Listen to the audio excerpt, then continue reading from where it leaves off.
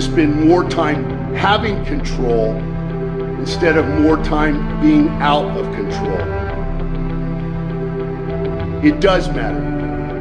But make that decision based on logic, not on the instinct of surrender and defeat. Opposition, adversity, challenge. Never forget why you do what you do. I'm not talking about college. I'm not talking about when you first got to the league and you got drafted. I'm talking about when you was coming up and you was in the street or you was at the park and your mom had to go sacrifice and work so you get your pair of cleats. I'm talking about that bite, because everybody don't remember that. Your will and desire to win are greater than anybody else's. I know you are aware of how bad you want this. I know you are aware of what you would give to succeed. I know you want this. I know it is all you want. I know what you would give for this. So do it. Show it. Prove it. Show the world. Show them that anything you can dream of can become your reality. Success is getting back up and learning from these falls, learning from the pain and the losses. Success lies in getting back to your feet and trying again. I was just a young kid with a dream and a belief in himself. And for many times I was laughed at and not believed in, but you know what? Nothing external can defeat the internal. The only thing that can take someone down or break you down is internal.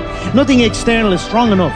It's just about making sure your internal dialogue and your internal belief in yourself is strong enough that it can withstand the external. The external is there. You've got to accept it. You've got to embrace it. You've got to understand it and be aware of it.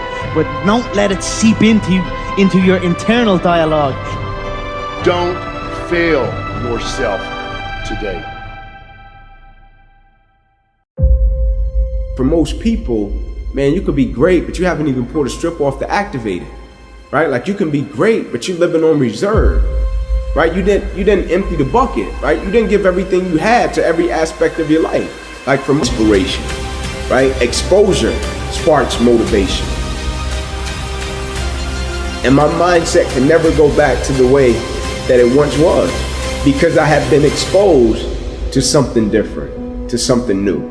And so I think belief and exposure are two of the most powerful things that can happen to a person.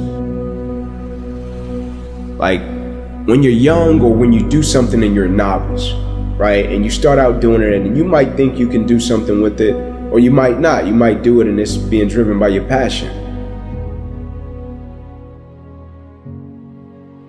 And then somebody comes along that's a little bit older or even more experienced, and they can see it in a way that you can't see it, right? And so I think it's important with belief, because if a person believes in you in a way that you don't believe in yourself, you can rent that person's belief until you get strong enough to possess your own.